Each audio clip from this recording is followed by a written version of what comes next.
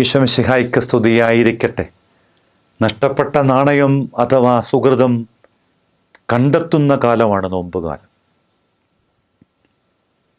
ലൂക്കാ സുവിശേഷത്തിൻ്റെ 15-ാം അധ്യായത്തിൽ നാണയം നഷ്ടമാകുന്ന കഥ പറയുന്നുണ്ട്. നഷ്ടപ്പെട്ടു പോയ നാണയത്തിൻ്റെ നഷ്ടമാകലിൻ്റെ കാരണത്തെക്കുറിച്ച് പറയപ്പെടുന്നത് അശ്രദ്ധയാണ്.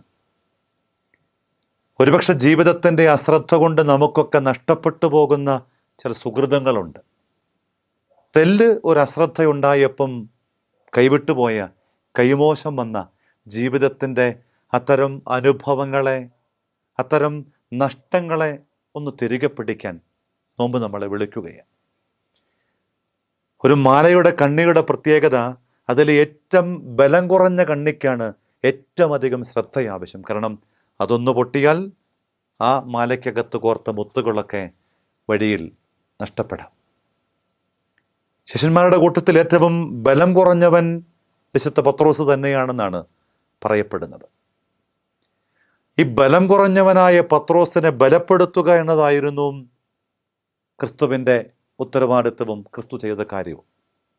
നോമ്പുകാലത്ത് നമ്മൾ ഓരോരുത്തരും ഇങ്ങനെ ഈ നഷ്ടങ്ങളുടെ അല്ലെങ്കിൽ അശ്രദ്ധയോട് കൂടിയിട്ട് നാണയം നഷ്ടമായ അതേ അനുഭവങ്ങളിലൂടെ കടന്നു പോകും.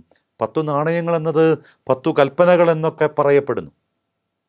ഒറ്റ കാര്യമുള്ളൂ, ഇസ്രായേലിൻ്റെ മരുഭൂമിയുടെ അനുഭവത്തിൽ സാമുവേൽ പുസ്തകത്തിൽ 1 സാമുവേൽ 2:17 നമ്മൾ വായിക്കും, വാഗ്ദാന പേടകം കൂടെ ഉണ്ടായിരുന്നപ്പം അവർക്ക് വിജയത്തിൻ്റെ വലിയ തിരയിളക്കം ഉണ്ടായിരുന്നു.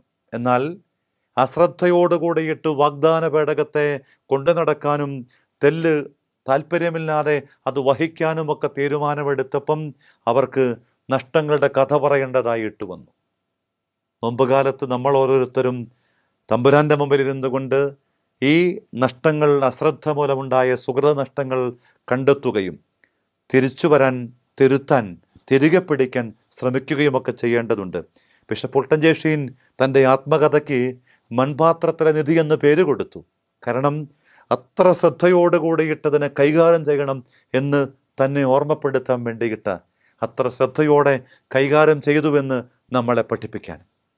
നമ്മൾ ഓരോരുത്തരും ഈ നോമ്പിൻ്റെ പുണ്യവഴികളിലൂടെ സഞ്ചരിച്ചു കടന്നു പോകുമ്പം എൻ്റെ അശ്രദ്ധ കൊണ്ട്, എൻ്റെ മാത്രം ശ്രദ്ധയിലൂടെ പരിഹരിക്കപ്പെടേണ്ട, നേടിയെടുക്കേണ്ട, തിരുത്തപ്പെടേണ്ട, തിരിച്ചു വരേണ്ട ജീവിതങ്ങളോടും ബന്ധങ്ങളോടും പ്രിയപ്പെട്ടവരോടും പ്രിയപ്പെട്ടതിനോടും ഞാൻ കാണിച്ച അശ്രദ്ധ മൂലമുണ്ടായ നഷ്ടങ്ങൾ, കാണാതാകലുകൾ ഒന്ന് കണ്ടെത്തി കൊടുക്കാൻ, അങ്ങനെ ആഘോഷത്തിൻ്റെ, ഉത്സവത്തിൻ്റെ, ആനന്ദത്തിൻ്റെ ഇടമായി നമ്മുടെ ഇടങ്ങളൊക്കെ, നമ്മുടെ ഭവനങ്ങളൊക്കെ, കൂട്ടായ്മകളൊക്കെ മാറ്റാൻ നമുക്കാവട്ടെ.